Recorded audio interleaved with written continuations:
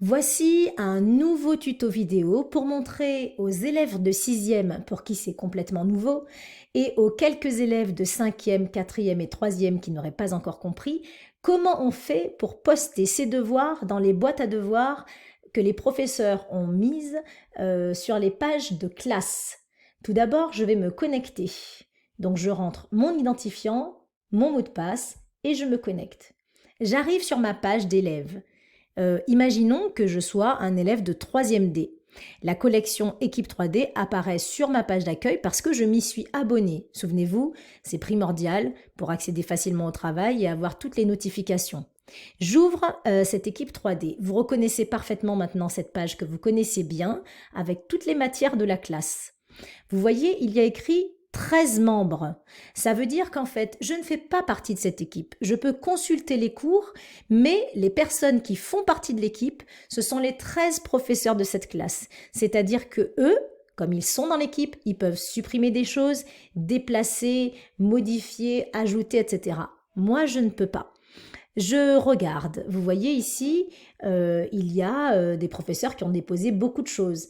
49 dans la collection langue vivante, 11 en technologie, 2 en physique-chimie, 16 en SVT, 1 en mathématiques, 2 en français. Bref, il y a déjà de quoi travailler.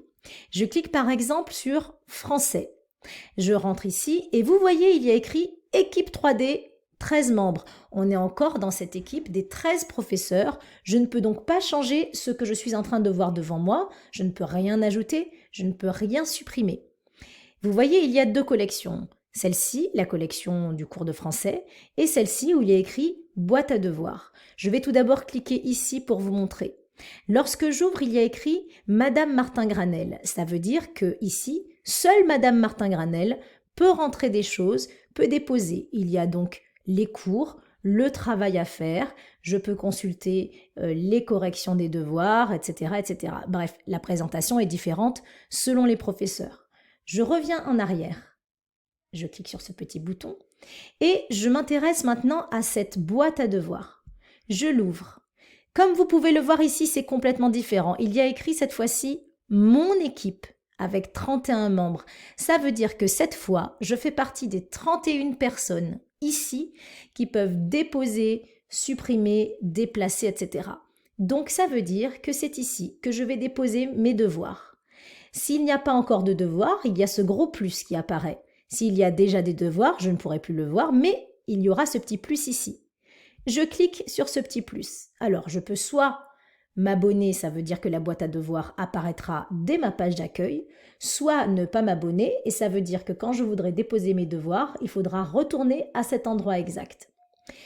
Maintenant, je vais déposer mon travail. Si par exemple, je l'ai enregistré sur Word sur mon ordinateur ou sur un autre logiciel, qu'importe, je clique sur Importer, mon ordinateur, et j'arrive avec mon bureau, là, je peux choisir le document que je veux poster au professeur. Si je veux, je peux aussi directement faire mon devoir en cliquant sur Notes. Si je suis un élève de 6e, souvenez-vous, je rentre tout de suite mon prénom. Et même si je fais partie des autres niveaux, c'est bien aussi de rentrer en premier son prénom parce que ça permet au professeur de mieux s'y retrouver. Donc je vais écrire par exemple Julie, réponse à la question 2. Bon, excusez-moi pour les fautes, on essaye d'aller vite. Et là, je vais rentrer mon travail, mon texte, je peux mettre du gras, je peux mettre souligné, je peux mettre en fluo, bref, comme un vrai devoir. Ensuite, je clique sur Ajouter et mon devoir va être posté dans la boîte à devoirs que le professeur de français avait installée. Attention, en fonction du professeur et de la matière, ça ne s'appelle pas forcément boîte à devoirs. Ça peut s'appeler déposez vos devoirs ici, ou alors devoir à rendre, ou alors rendez vos devoirs. Bref, le titre ne sera pas le même. Ce qu'il faut donc faire, c'est chercher l'endroit où ici c'est mon équipe dont vous faites partie et où, avec ce plus, je peux rajouter mes travaux. Maintenant, je vais ajouter quelque chose pour les élèves de 6e exclusivement. Vous savez que vous avez une page commune pour tous les élèves de la classe. C'est pourquoi vous devez être particulièrement attentif à ce que vous faites. J'ai deux demandes à vous faire. La première, c'est que quand vous voulez déposer des travaux, il vaut mieux qu'ils soient enregistrés sur votre ordinateur et que vous les ajoutiez comme je viens de vous le montrer, ou que vous fassiez une note comme je viens de vous le montrer. Mais il ne faut pas que vous enregistriez votre travail sur la page d'accueil de l'élève. Parce que sinon, ça veut dire que ça va faire plein de devoirs partout sur cette page.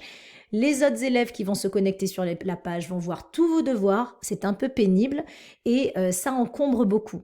La deuxième chose que je vais vous demander, c'est de ne pas effacer les boîtes à devoirs. Lorsqu'un élève s'est abonné à la boîte à devoirs et que sur votre page d'accueil, elle apparaît, boîte à devoirs de français, de maths ou qu'importe, ne la supprimez pas. Parce que lorsque vous la supprimez, vous enlevez l'accès que vous êtes censé avoir lorsque vous êtes abonné. Voilà, si vous suivez attentivement toutes ces consignes, ça marchera parfaitement. Si vous n'avez pas bien compris, je vous demande de regarder à nouveau ce tuto.